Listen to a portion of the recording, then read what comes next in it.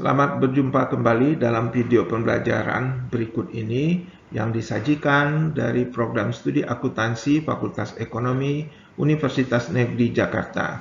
Topik yang akan dibicarakan meliputi penerapan kode etik bagi akuntan pendidik. Topik ini akan disampaikan oleh tim berikut ini. Pertama, Adilah Maharani, Adrian Pasha, Aufanti Tiara, dan Yosef Tigor. Adapun topik-topik yang meliputi dalam penyajian ini antara lain etika belajar mengajar di perguruan tinggi, membumikan kode etik akuntan Indonesia, menerapkan kode etik akuntan Indonesia untuk akuntan pendidik, prinsip dasar etika dan kerangka kerja konseptual, ancaman terhadap kepatuhan pada prinsip dasar etika bagi akuntan pendidik, dan bias yang dihadapi akuntan pendidik. Selanjutnya, mari kita dengarkan bersama-sama penjelasan yang akan disampaikan oleh tim berikut ini. Terima kasih.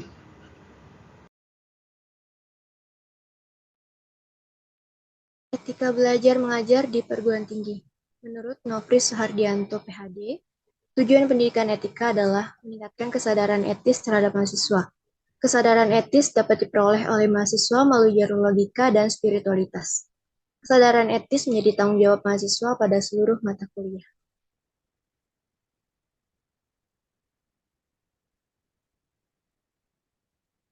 Selanjutnya adalah aspek etika yang dipelajari. Untuk teori atau filosofi terdapat 5 teori. Yang pertama adalah teori egoisme. Teori egoisme adalah suatu tindakan yang mementingkan diri sendiri dan tidak selalu merugikan orang lain. Contohnya, seseorang melakukan apa saja untuk meningkatkan kinerjanya agar bisa naik jabatan.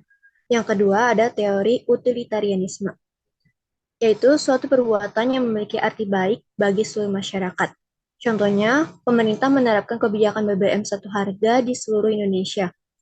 Yang ketiga ada teori deontologi, yaitu teori etika yang menggunakan aturan untuk membedakan mana yang benar dan mana yang salah. Contohnya, jika seseorang diberikan tugas dan melaksanakannya sesuai dengan tugasnya, maka dianggap benar, dan jika tidak melaksanakan tugas, maka dianggap salah.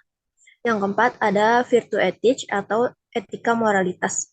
Itu memandang bahwa etika kebajikan itu berfokus pada karakter-karakter baik seorang individu.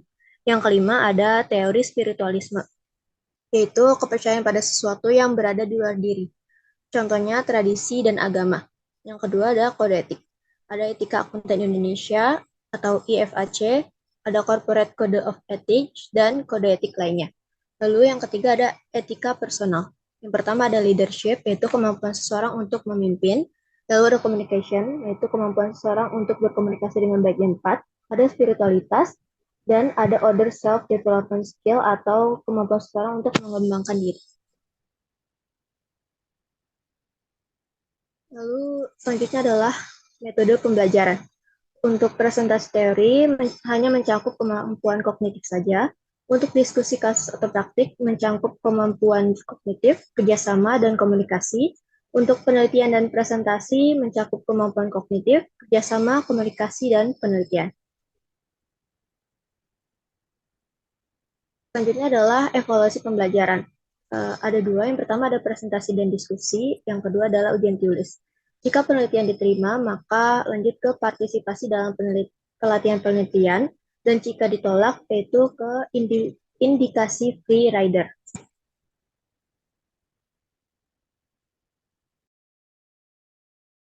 Baik, selanjutnya adalah perjalanan kode etik akuntan di Indonesia.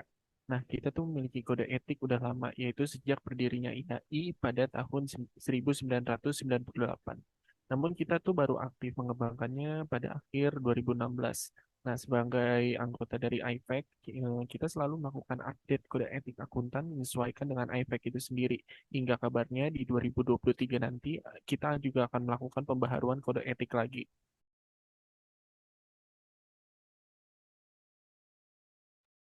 Nah, berikutnya adalah daftar isi kode etik. Yang pertama itu adalah kepatuhan terhadap kode etik yang meliputi prinsip dasar etika dan kerangka kerja konseptual. Yang kedua itu ada akuntan di sektor bisnis. Yang ketiga itu akuntan yang melayani publik. Dan yang terakhir adalah standar independensi.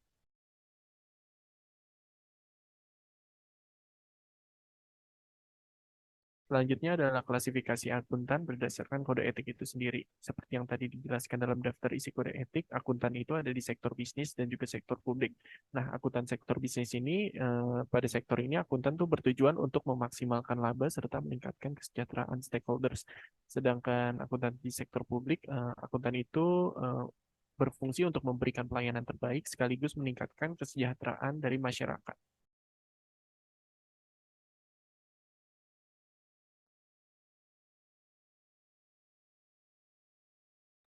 Selanjutnya adalah urgensi penerapan kode etik akuntan. Nah, tingginya pertumbuhan perusahaan multinasional di setiap negara di dunia pada era global, maka sudah menjadi keharusan bagi setiap akuntan untuk memperbaiki kualitas dan standar auditnya sesuai dengan prinsip kode etik profesi akuntan internasional yang dibuat oleh IFAC itu sendiri.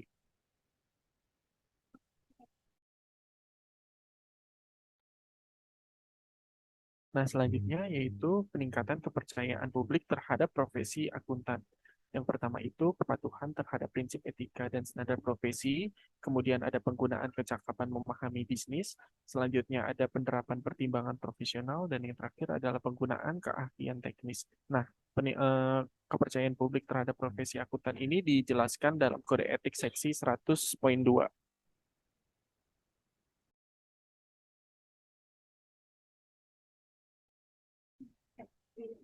Berikutnya, yaitu akuntan pendidik sebagai profesi.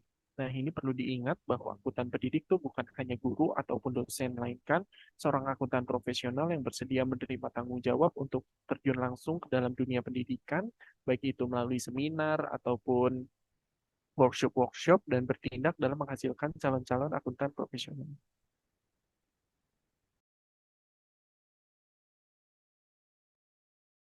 Selanjutnya ada prinsip dasar etika. Prinsip dasar etika ini yang seperti yang sudah kita tahu terdiri dari 5 prinsip utama.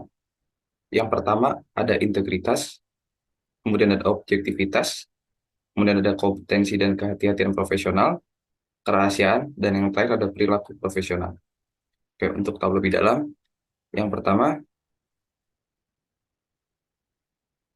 di integritas. Integritas sendiri, menurut Kode Etik Akuntan Indonesia, Seksi 110, Pasal 1, Ayat 1A, menjelaskan bahwa integritas itu adalah bersifat lugas dan jujur dan semua hubungan profesional dan bisnis. Jadi dalam integritas ini kita harus bersifat lugas dan juga jujur dan semua hubungan, dan itu berlaku di semua hubungan, baik hubungan profesional maupun hubungan bisnis. Kemudian dalam integritas sendiri terdapat teori positif, yaitu menghormati perkataan kita. Jadi apabila kita telah berkomitmen atau menyatakan suatu pernyataan, kita harus bisa menepati perkataan kita. Dan apabila kita tidak dapat menepati perkataan kita, maka kita harus mengakui dan memperbaikinya. Dan berikutnya, untuk integritas sendiri, kita juga bisa hidup dengan integritas. Jadi, hidup dengan integritas ini berarti kita mengetahui siapa diri kita, dan nilai-nilai yang kita pegang yang akan tercermin dalam sikap, perilaku, perkataan, tindakan, pikiran, pertimbangan, dan juga keputusan yang kita buat. Prinsip yang kedua yaitu objektivitas. Sama seperti integritas, prinsip ini juga tertera dalam Kode Etik Akuntan Indonesia Seksi 110, di mana objektivitas itu tidak mengkompromikan pertimbangan profesional atau bisnis karena adanya bias, benturan kepentingan, atau pengaruh yang tidak semestinya dari pihak lain. Nah, objektivitas sendiri itu berlaku tidak hanya untuk akuntan dalam bisnis, tapi juga akuntan pendidik. Jadi, akuntan tidak boleh melakukan aktivitas profesional jika suatu keadaan atau hubungan terlalu mempengaruhi pertimbangan profesionalnya atas aktivitas tersebut. Apabila dalam dunia pendidikan, maka akuntan di sini diartikan sebagai pendidik atau akuntan pendidik, dan aktivitas profesional ini adalah aktivitas belajar mengajar.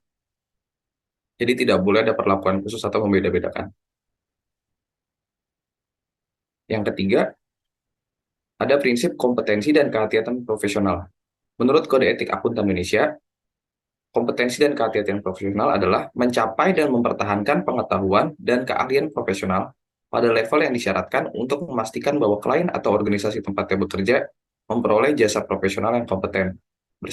berdasarkan standar profesi dan standar teknis terkini serta ketentuan peraturan perundang-undangan yang berlaku. Dan juga bertindak sungguh-sungguh dan sesuai dengan standar profesi dan standar teknis yang berlaku. Jadi kita sebagai akuntan itu tidak hanya memerlukan kompetensi atau keahlian kita sebagai seorang akuntan, tapi kita juga harus bisa bersikap hati-hati, di mana kehati-hatian inilah kehati-hatian yang profesional. Prinsip yang keempat yaitu kerahasiaan. Menurut Kode Etik Akuntan Indonesia, kerahasiaan adalah menjaga kerahasiaan informasi yang diperoleh dari hasil hubungan profesional dan bisnis. Yang memiliki arti bahwa kita tidak menggunakan informasi rahasia yang diperoleh dari hubungan profesional dan hubungan bisnis untuk keuntungan pribadi atau pihak ketiga. Yang dijelaskan sebelumnya, yaitu benturan kepentingan, dan juga tidak menggunakan atau mengungkapkan informasi rahasia apapun, baik yang diperoleh atau diterima sebagai hasil dari hubungan profesional atau bisnis. Prinsip yang kelima atau yang terakhir ada perilaku profesional. Nah, untuk perilaku profesional sendiri, menurut Kode Etik Akuntan Indonesia, adalah mematuhi peraturan perundang-undangan yang berlaku dan menghindari perilaku apapun yang diketahui oleh akuntan mungkin akan mendiskreditkan profesi akuntan. Nah, akuntan tidak boleh terlibat dalam bisnis, pekerjaan, atau aktivitas apapun yang diketahui merusak atau mungkin merusak integritas, objektivitas, atau reputasi baik dari profesi, dan hasilnya tidak sesuai dengan prinsip dasar etika. Dan untuk perilaku profesional ini juga kita perlu menerapkannya dalam dunia pendidikan. Jadi akuntan pendidik itu tidak boleh terlibat dalam kegiatan belajar mengajar ataupun bisnis yang dapat merusak citra maupun integritas, objektivitas, dan reputasi baik dari profesi akuntan pendidik sendiri.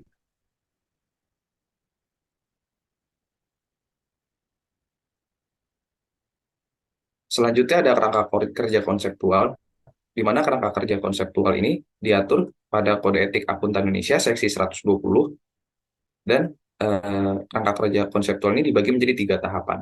Yang pertama, apabila ada ancaman, kita perlu mengidentifikasi adanya ancaman. Jadi, identifikasi ancaman adalah tahap awal, yaitu kita mengidentifikasi apakah ada ancaman terhadap satu atau lebih prinsip dasar etika. Jadi dalam penerapannya ada kemungkinan terjadi nggak ancaman tersebut. Tahap selanjutnya, evaluasi ancaman. Apakah ancaman tersebut berada pada level yang dapat diterima? Jadi apabila terdapat ancaman pada prinsip dasar etika, kita dapat melihat nih, apakah ancaman ini sebenarnya masih bisa ditoleransi atau enggak gitu. Dan apabila sudah pada tahapan atau level yang tidak dapat diterima, maka kita perlu mengatasi ancaman tersebut dengan menghilangkan keadaan yang memunculkan ancaman, menerapkan pengamanan untuk menurunkan ancaman sampai pada level atau tahap yang dapat diterima, atau menolak atau mengakhiri aktivitas profesional tersebut. Ketiga langkah tersebut tertera dalam kerangka kerja konseptual. Baik, melanjutkan dari kerangka kerja konseptual yang sebelumnya dijelaskan, terdapat 5 ancaman terhadap kepatuhan pada prinsip etika. Yang pertama ada self-interest threat atau ancaman kepentingan pribadi, di mana ancaman ini berupa kepentingan keuangan atau kepentingan lain yang akan mempengaruhi pertimbangan atau perilaku akuntan pendidik secara tidak tepat.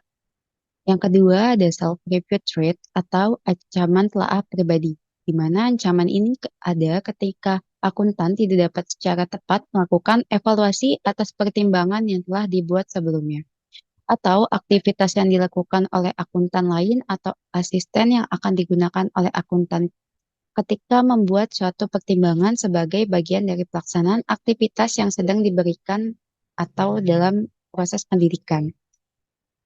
Yang ketiga ada advocacy threat atau ancaman advokasi, yaitu ancaman yang terjadi ketika akuntan mendukung posisi klien atau organisasi tempatnya bekerja sampai pada titik yang dapat mengurangi objektivitasnya.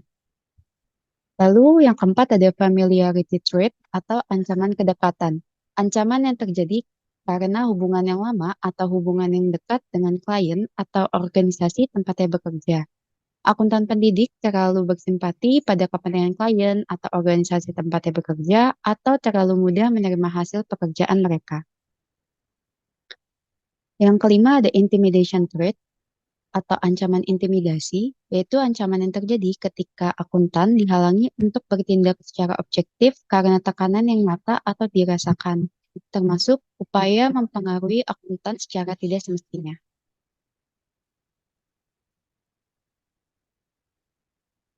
Selanjutnya mengenai bias. Mengutip laman Oxford Dictionary, bias adalah prasangka yang mendukung atau menentang suatu hal, orang, atau kelompok dibandingkan dengan yang lain, atau bias biasanya dilakukan dengan cara yang dianggap tidak adil. Yang pertama ada bias jangkar atau anchoring bias. Di sini merupakan kecenderungan untuk menggunakan bagian informasi awal sebagai patokan atau jangkar dibandingkan dengan informasi selanjutnya yang tidak dinilai secara memadai. Yang kedua yaitu ada bias ketersediaan atau availability bias, yaitu kecenderungan untuk menempatkan bobot lebih dari pertimbangan lain pada peristiwa atau pengalaman yang langsung terlintas dalam pikiran. Yang ketiga ada bias konfirmasi atau confirmation bias, yaitu kecenderungan untuk memberi bobot lebih pada informasi yang mendukung keyakinan yang ada daripada informasi yang bertentangan atau menimbulkan keraguan. Yang keempat ada pemikiran kelompok atau groupthink, yaitu kecenderungan kelompok untuk mengurangi kreativitas dan tanggung jawab individu dan akibatnya akan membuat keputusan tanpa pembenaran kritis atau pertimbangan alternatif. Yang kelima yaitu bias keyakinan berlebihan atau overconfidence bias, yaitu kecenderungan untuk melebih-lebihkan kemampuan seseorang untuk membuat penilaian yang akurat atas risiko atau pertimbangan dan keputusan orang tersebut. Yang keenam ada bias representasi atau representation bias, yaitu kecenderungan mendasarkan pemahaman pada suatu pola pengalaman, peristiwa, atau keyakinan yang dianggap representatif. Yang ketujuh ada persepsi selektif atau selective perception, yaitu kecenderungan ekspektasi seseorang untuk mempengaruhi bagaimana orang tersebut dapat memandang satu hal atau orang tertentu. Baik, untuk materi yang kami sampaikan, daftar pustakanya sebagai berikut.